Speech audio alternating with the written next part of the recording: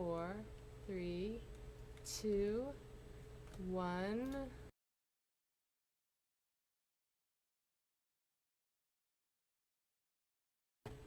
Hello, everybody. Welcome to Tomes and Tunes. I am your host, Arielle Silver, and I have a very special guest today. I'm really excited to have a dear friend of mine on, all the way from Nashville. One of the beauties of all this technology, of course, is that we can connect from all over the world. Last week I had Andre Leonardo from Switzerland, and today Mare Wakefield from Nashville. So let's bring on Mare. And if you are, by the way, here watching the show, make a comment in the chat box, and we will be able to see it. Hi, Mare. Hi, Arielle. How are you? I am so happy to have you here. Yay. So great to see you. So Mare, we go way back, but you got your start as a singer-songwriter on the West Coast, I believe, right? Yep, that's true. You're a native Texan, I think. You Uh, lived, sort of? Close enough. Wasn't born there, but lived there a long time. Yeah. Yeah, you're like me, where you've lived in a lot of different places. Bit of a gypsy, yeah. You take after your mama on that Yeah. one. And then just before I met you in Boston, you had been living in the Pacific Northwest. Correct. Up in Oregon for about a decade, yeah. So. And now you live in Nashville, Tennessee.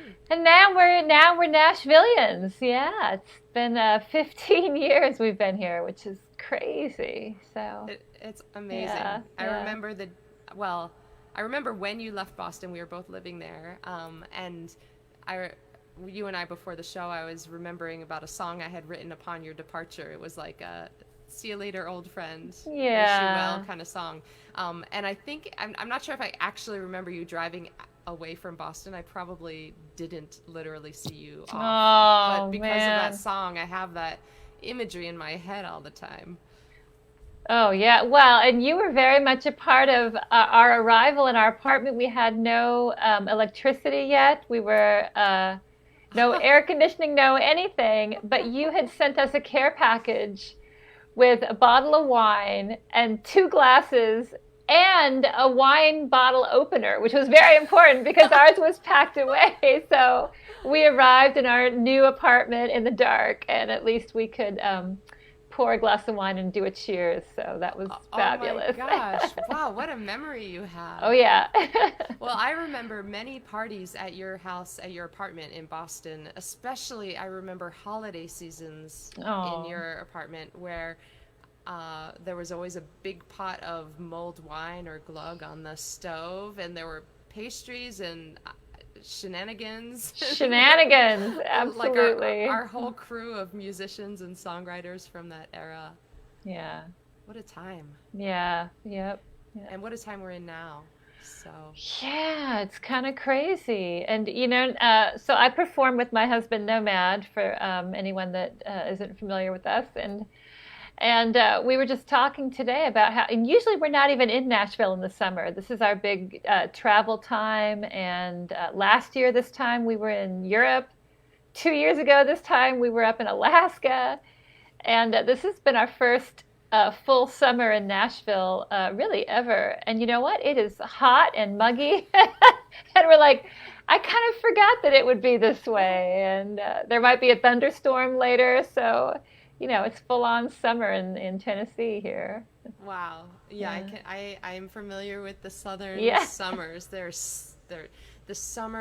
Southern summers are syrupy. It's very syrupy. That's a great word. Absolutely. Yeah, the air is thick, and it's a good time to definitely sip some lemonade and watch a storm come in, right? Yeah, every day. Yeah. It's so crazy. What does life look like for you now, not touring right now? What is it like in Nashville? What's the vibe? What is in this COVID weird 2020 that we find ourselves? It is so strange. It's hard to even know where to begin. But we, because of the heat and the humidity, we get up pretty early. We're getting up at 6:30 every morning, and we take a long walk through our neighborhood just to get some exercise and get out of the house before it gets too hot.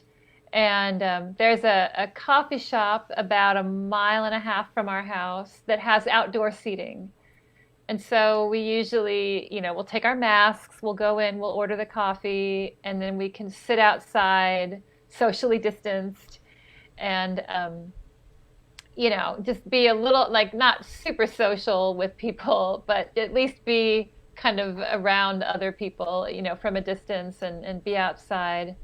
And then by about 10 a.m., it's kind of too hot and muggy to be outside comfortably, and that's when we start just rehearsing, or we've been doing some live stream events every couple weeks. We'll do a live stream, and those have been great, and those have been keeping us, at least keeping us playing and learning new things. A couple weeks ago, we did a live stream of all Carpenter's music, so like Close to You, and We've Only Just Begun, and all, Superstar, all those things, and it was really fun to learn some new songs and just have the time to experiment and play, and so it's still music, but it's very different than what our touring life would be and has been. So, I've talked to a lot of songwriters, and it seems that in this time, this is episode 13, so I've talked to 13 songwriters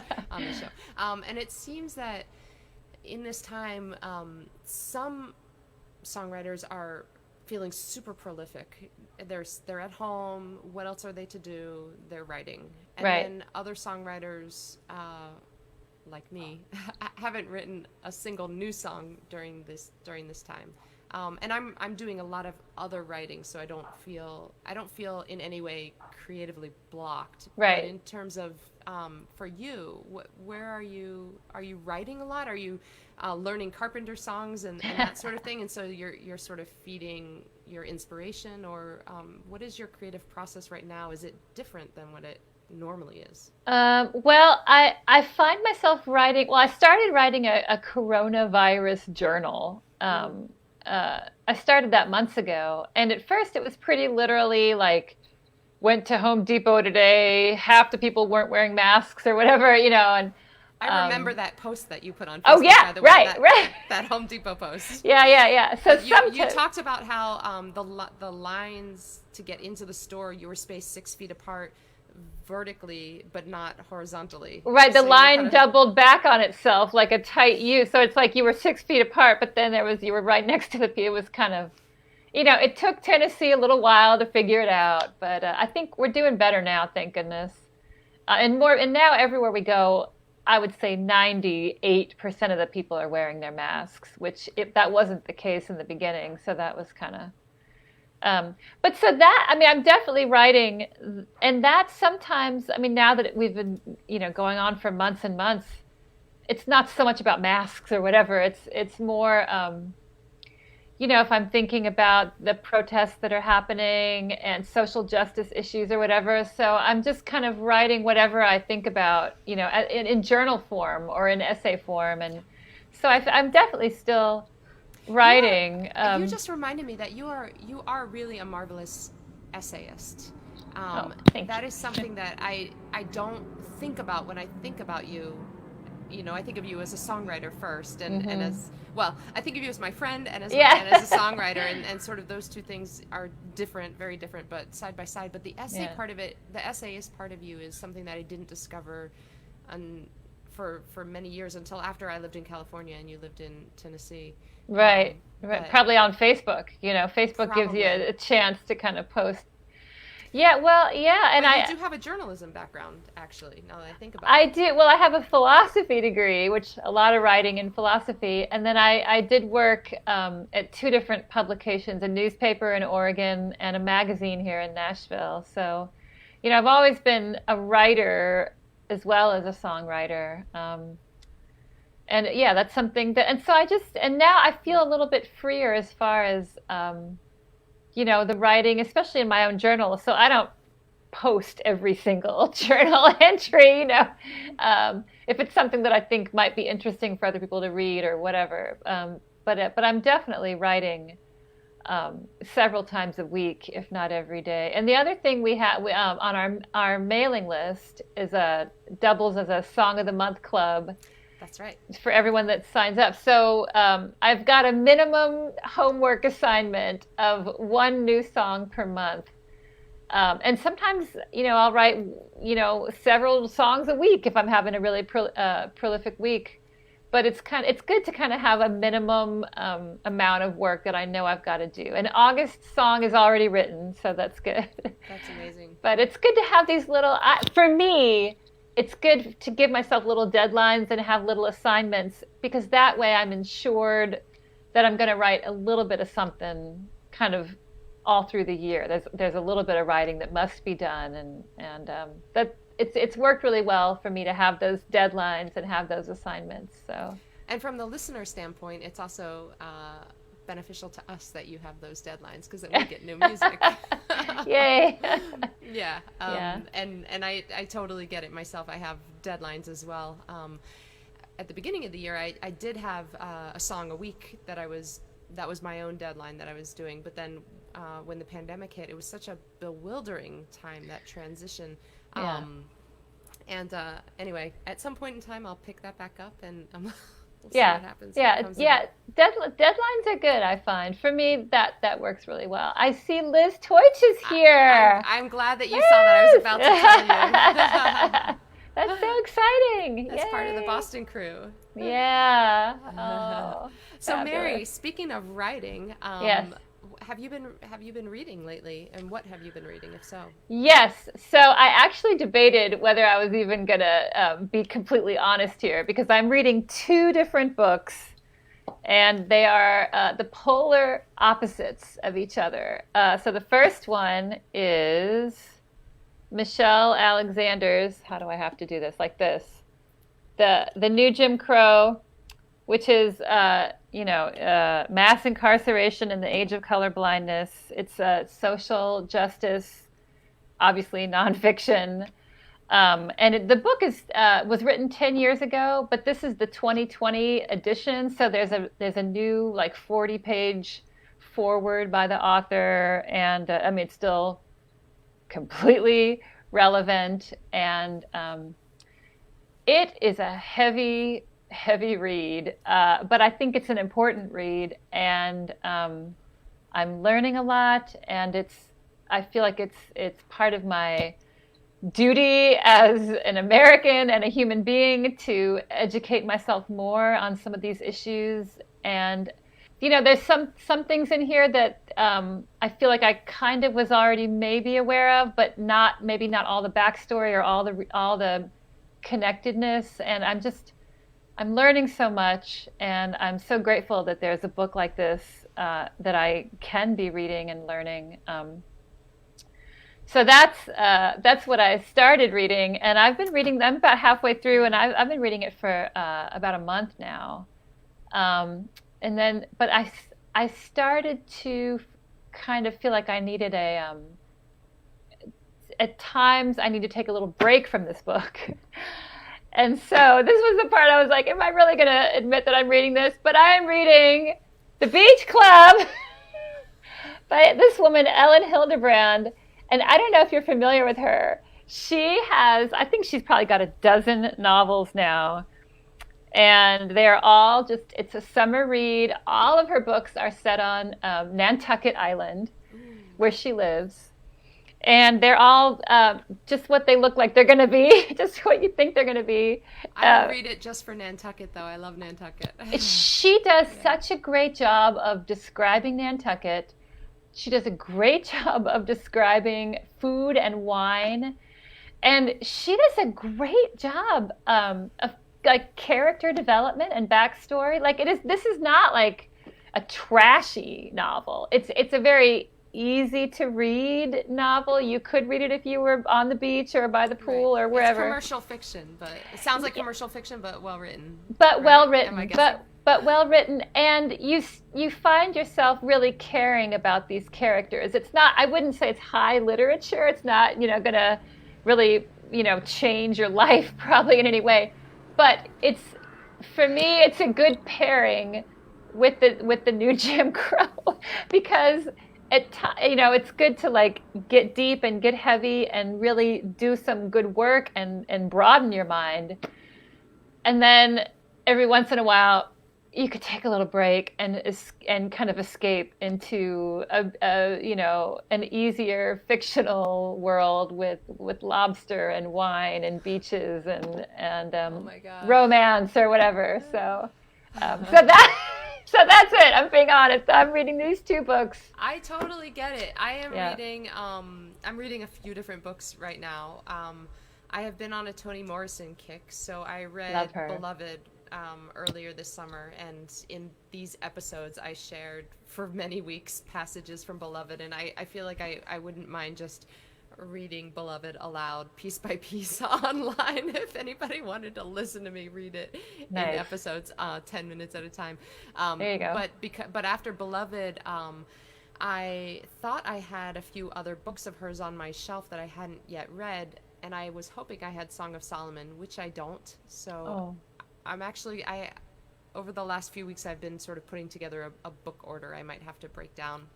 I was trying to get through all the books on my bookshelf that I have not read yet before ordering new books. But I did have another of her books, Love. Have you ever read that one? I don't think so. I can't remember. I don't think so. Yeah. Yeah. So I haven't heard anybody talk about it. But is it older or is it more newer? Oh, okay, yeah, newer. It was newer to Beloved. And it's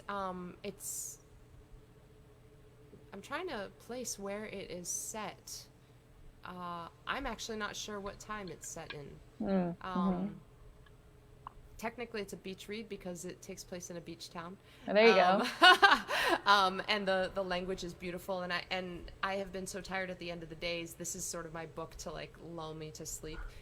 So it's like I get through a couple of pages and then I don't get back to it till the next day. I'm reading on audiobook a book called My Dear Hamilton, which is from it's a novel from the point of view of Mrs. Hamilton, and I wasn't sure how this was going to go. I hadn't heard anything about it. It's a little bit outside, I think, the genre that I've been reading, like American history fiction. I read historical fiction, but not normally American history. But I'm actually really impressed with it so far. I'm pretty far into it, and we can talk more. I'll talk more about it probably in a future episode. But and then I'm also reading this one, Howard Zinn's People's. I don't know if you can see that. It might be too washed out for. It's a little washed out. Yeah. Yeah. This camera is very.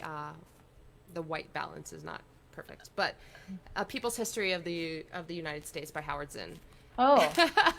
And you're like, wow. But that sounds like something Nomad would really like, actually. Nomad would really like it. Yeah. So I am actually going to read a passage from this today. But let's go to you first. You have a passage to read us. And by the way, Liz is getting super... Hi, Liz. She's happy to... Mary, Liz and I have actually talked a lot in the pandemic. So I think that really, when she says she's happy to see us both, I think she's really happy to see you. Yay! I'm very happy to see you too, Liz. I'm so glad you're with us. Well, so the passage that I was going to read isn't from either of these books, actually. It is from a third book that I read long ago, Corelli's Mandolin. Mm-hmm. And Louis de Bernier, I don't even know how to say his name. Louis de Bernier something, probably. I don't know. Are you better at French? I have never tried to say his name out loud, so I won't. But anyway, why am I associating him with Madonna? I've read that book, by the way. But I have as soon as you said Corelli's Mandolin, I associate with Madonna, so I don't know why that is. It might be her favorite book. Oh, maybe. I don't know. Well, I'm not sure and why it I would even know that.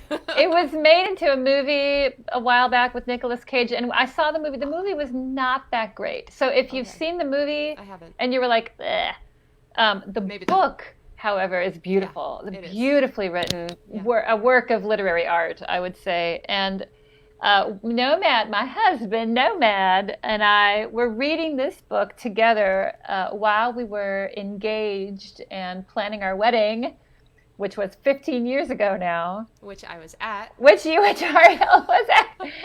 And so there was a passage in the book that just really stood out to both of us. And this is spoken by the father talking to his daughter who is engaged to someone. And he's just kind of cautioning her. He sees that she's very excitedly in love at the moment, but he's not sure this is the right guy for her. And so he just gives this beautiful speech. So if I may, I was going to read it.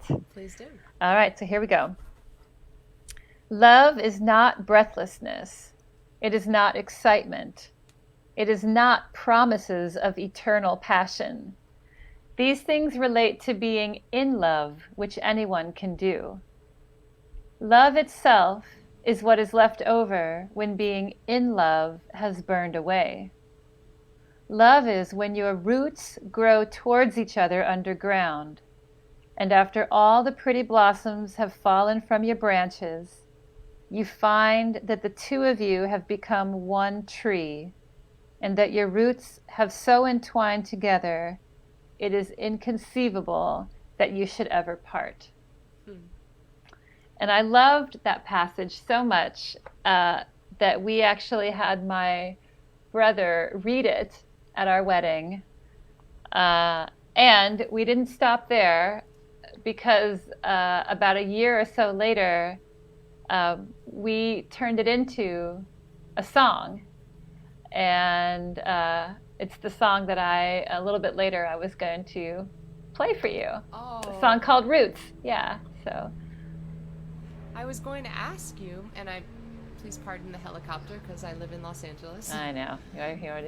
But I was going to ask you, as you were reading the passage, if now, 15 years into your marriage, and I want to say you guys were together for 3 or 4 years, 3 years beforehand. Yep. If you agree with the passage. Oh, I definitely agree. Well, I do agree. However, I do still feel in love as well. So love itself is what is left over when being in love has burned away. Maybe that takes a little long. I don't feel like the in love part has burned away yet, I guess is what I'm saying. But definitely about the roots entwining, that part feels very accurate, and it's kind of the perfect description of we've built a life here in Nashville. Nomad and I, not only are we a married couple, but we also work together. We tour together when we tour, and we do everything. We do everything together, and so it is kind of inconceivable. I can't even envision what my life would be like without him, because he's a part of every facet of my life, and I imagine he feels roughly the same way. We'll find out next week. Yes, I know. We should do a part 2 though with Nomad. Dun dun dun. Yeah, the confession. Yeah. So he's actually in the kitchen right now. He's making a mango pepper chutney. I can smell it. It smells amazing.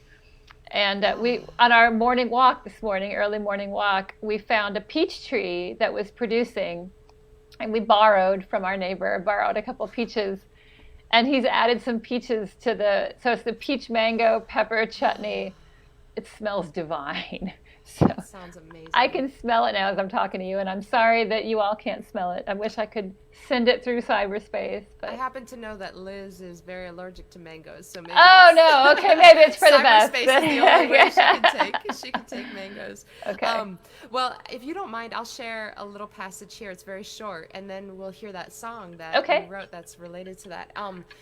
So normally I think for all of the episodes for this, I have shared excerpts from a novel that I've been reading, or a memoir, although I think I'm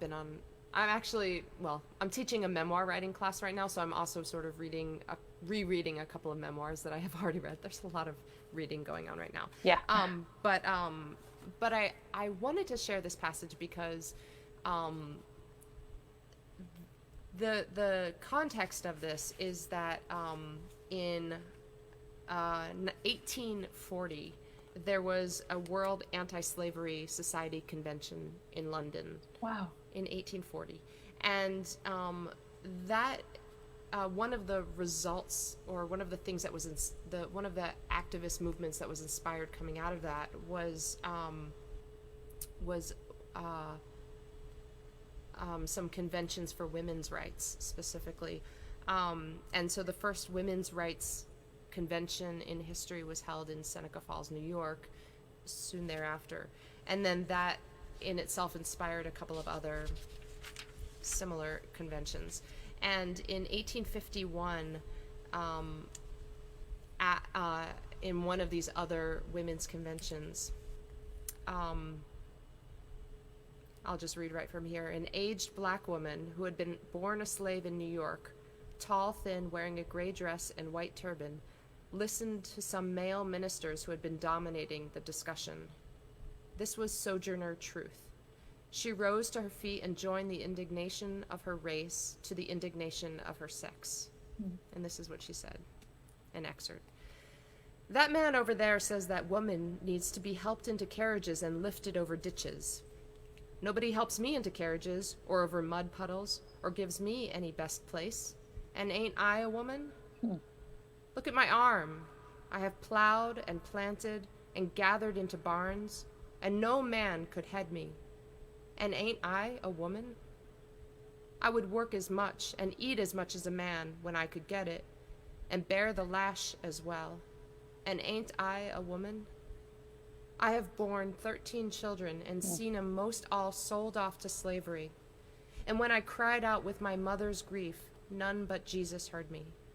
And ain't I a woman? And those are the first words of Sojourner Truth that I ever read. Wow. It was in this book, and I can't believe that I have never actually read her own words, which is why I wanted to share them here. I feel like a lot of words, important words from important people who have been powerful, have their words have been buried over history, particularly if they were not the conquerors, if they were not the winners of their particular battle. And I've been thinking of this especially recently because my 16-year-old believes that Gen Z is going to save the world, and I am so excited for that to happen. Me too! Yay, Gen Z! But she also thinks that that they are the first generation to care about equality on a number of fronts, and they, I think, are a really important. The conversations that at least are happening with her and her friends and her community here are amazing and inspiring and awesome conversations.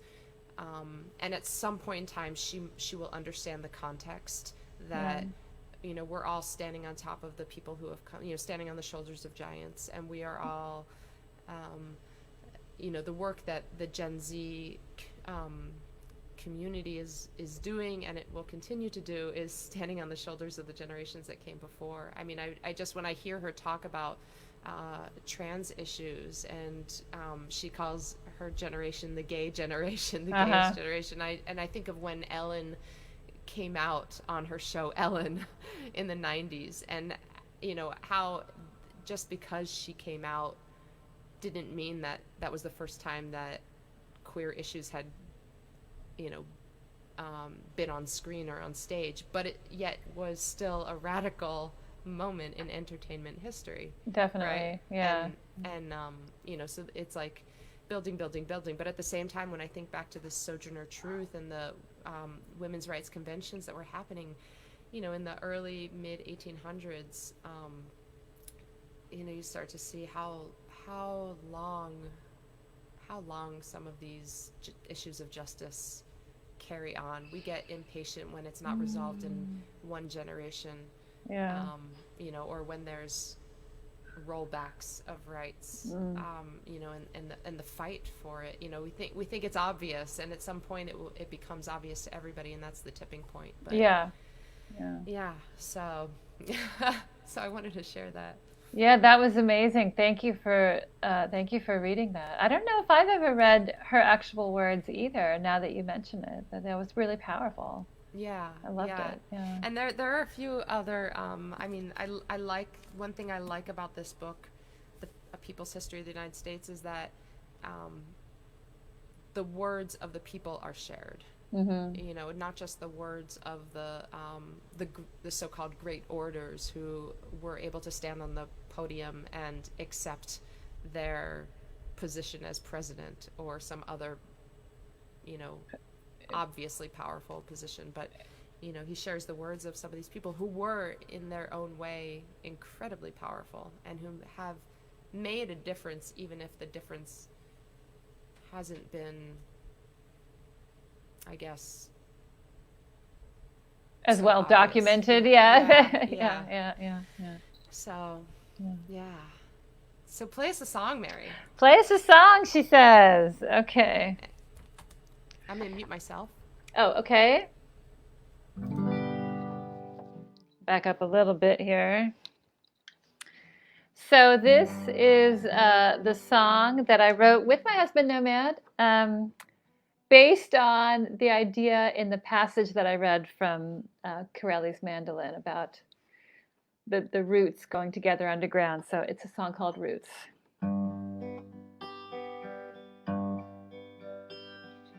Two old trees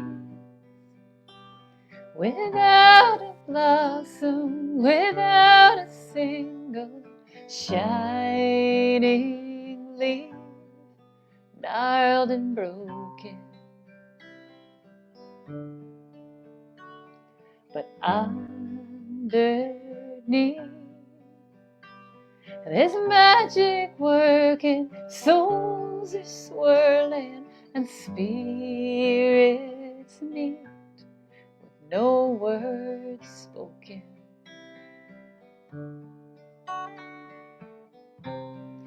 I have loved you, darling, since all was fresh and green. Now we've grown enough to see. Here, with our roots entwined and our lives combined, we go a long way down. Here, with our roots entwined, dig it deep, you'll find we go a long way down.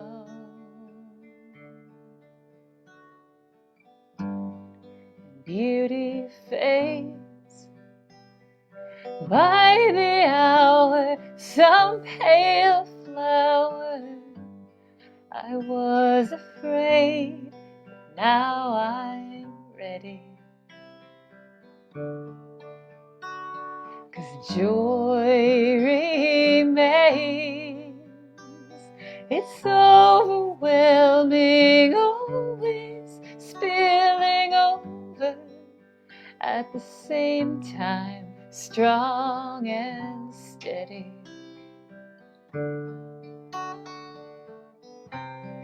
How I loved you, darling, when all was red and gold.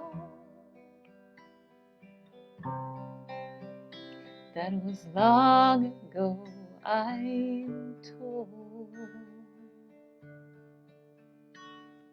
Here, with our roots entwined and our lives combined, we go a long way down. Here, with our roots entwined, dig it deep, you'll find we go a long long way down. Here with our roots entwined, like our hearts and minds, we go a long way down.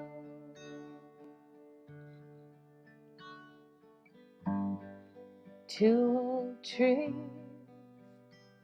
without a blossom, without a single leaf.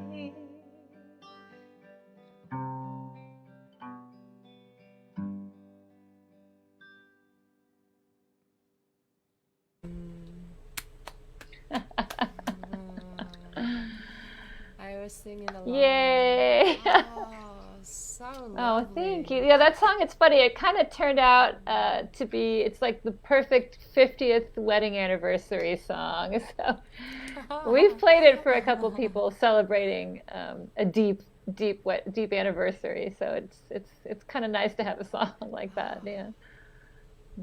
Yeah. Especially, I know that you have a lot of breakup songs in my past. Yeah. In your past. They're good ones, though. But you're right, it is great to hear a love song. And Hi, Marty. Oh, haven't seen Marty in a while. Man, hope you guys are doing all right. Yeah.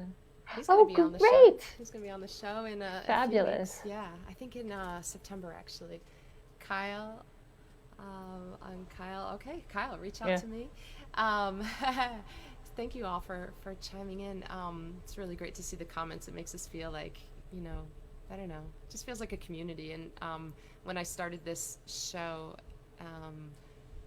it was sort of, I don't know, the show sort of just happened organically, accidentally. It wasn't originally intended to be books and songs. I love it, though. It's a great idea. Just naturally kind of gravitated in that, or moved in that direction. But I loved the song swap at the end of the show. There's just, we don't get to play on stage together and even play in each other's living rooms right now. And, and to be honest, with you in Nashville and last week, Andre in Switzerland, I mean, a lot of us wouldn't be playing in each other's living rooms anyway. Right. Yeah. Obviously, so. Yeah. Oh, thank you, Mary. Oh, thank you. Turn off my fan over here. It is blazing hot. Maybe, I don't know. Well, we can't compete with Nashville for the humidity. It's pretty sticky here. Well, we have air conditioning though. I don't know if you have AC out in the not in the she shed. Not in the she shed. Yeah. For those of us who are here in LA, or for my fellow Angelinos, we had some nice shakers last night, earthquake evening. I hope you all fared well. There's something about earthquake combined with heat the next day that just makes you so weary. However, there is ice cream in the freezer. Oh my goodness. Okay. I know. So it's all good. So this song, like I said, Mary, when you and Nomad moved away from Boston and I still lived in Boston for a little while longer, I wrote a song kind of bidding you farewell, and I pulled it out today, and I think I'm going to play it tomorrow for my live stream show. I'm not going to play it here today. But I found myself like wondering what song to play with Mary. This is a song off of my new album, which it's funny, it was sort of like the third or fourth song I thought to play with you today. But I feel like there's something about your songwriting, maybe because the very first song I ever heard of yours, do you know what it is? I don't. Do you know the very first time that we met? I will tell you. Okay, tell me. You played a song that had a yellow sweater in the lyrics. I think it's a yellow sweater. At least I always imagined it yellow, and it was about your grandmother? Yellow dress, fluffy yellow dress. Fluffy Yep. dress. Yeah, sewing machine. Oh, there we go. Yeah. And you were playing for like a benefit gala event. Oh, yeah. And that was the first time I ever met you. That's the first time we met. Wow. Wow. That's going Do you back ever a play that ways. song? Oh yeah. Yeah. We just played it at one of the live streams we played it. Sewing Machine it's called. Yeah. Awesome. Sewing Machine. Yeah, Okay. I still play that song. Yeah, it's nice. And I think maybe because of that song, there's a part of your writing that to me feels, um, this might be kind of funny to say, Yeah. but I feel like you sing about not to the exclusion of the experience of other genders, but I Mm. feel like there's something about women's experiences in the world that Mm. that that shows up in your music. Mm. Mm. Um, and I don't know if it in part is because of that song, the dress, the sewing machine, Mm. that sort of thing. You do sing about breakups and love and stuff like that, Mhm. but Mhm. I don't Mhm. know, somehow. So Yeah. that was all that led me to deciding to do this song, which is Someone Else's Dream for my new album, which is, I think, uh, applicable to men and women and people of all genders. But I was very specifically thinking about a woman in this song. So, and as I wrote the song, I thought, oh, hello, DFW gang, by the way. Hi, Mark and the gang. What's to say? Well, so this is Someone Else's Dream. Okay. I'm going to turn my volume up a little bit here. Can you hear the guitar?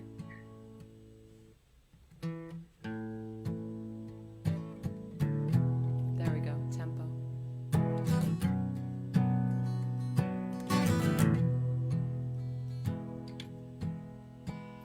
If you were the woman that you wanted to be, you'd be knee-deep in dirt, combing layers of earth. You'll be digging down through the centuries, making stories out of broken pottery. But you settled down and married young, and now you're looking in the mirror at the woman you've become. And what do you do with someone else's dream, or someone else's life, or someone's heart, back in someone else's dream? If you were the woman that you wanted to be, you'll be skidding out the lane before the screen door hits the frame. You'll be steering straight to land you never knew, buried temples and gods, shaking off your facade. But what kind of woman breaks a decent home? And how do you know if you can make it on your own? And what do you do with someone else's dream, or someone else's life, or someone's heart? And what can you say when you are caught between who you are and who you thought you'd be?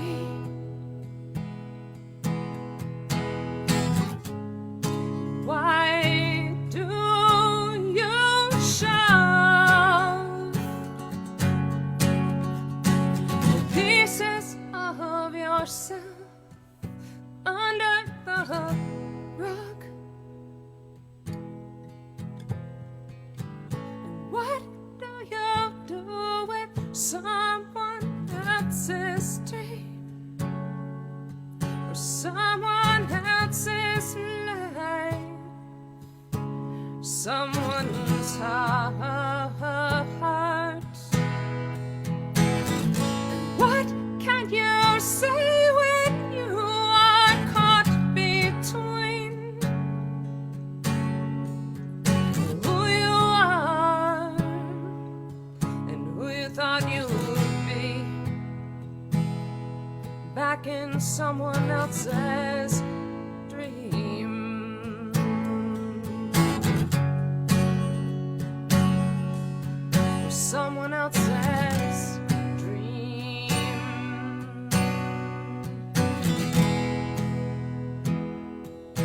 Back in someone else's dream. Yay. Beautiful song. Loved it. Loved it. Oh.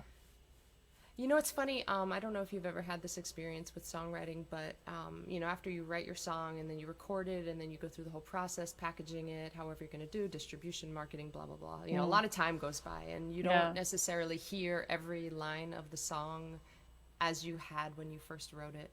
Totally. And then, you know, so yesterday someone was listening to that song online, and he wrote to me and he said he quoted the song and he said, making stories out of broken pottery. He said, nice line. And I thought, wow, I haven't heard that line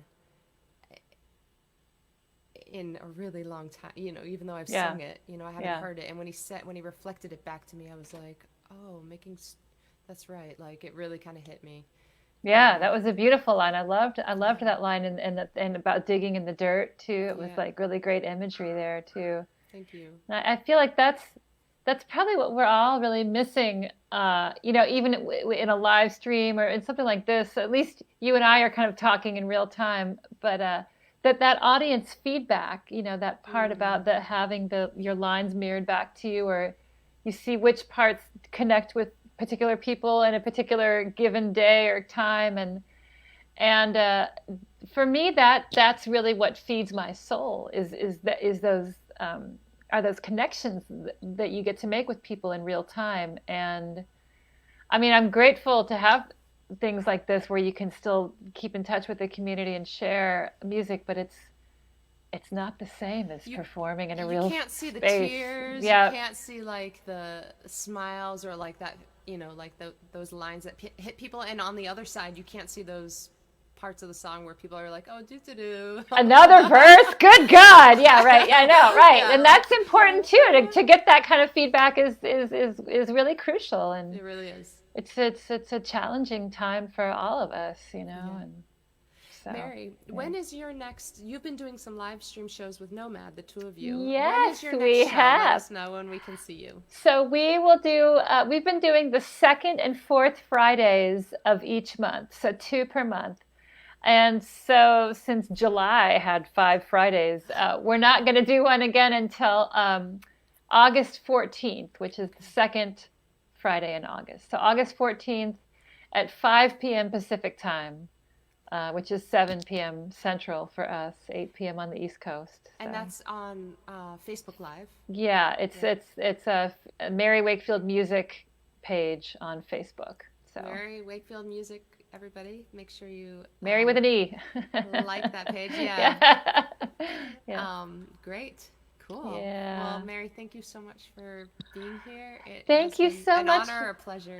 Oh, thank you so much for having me. I've so enjoyed spending this afternoon with you, Arielle, and thank you for everything. Yeah. Wonderful. Yeah. So.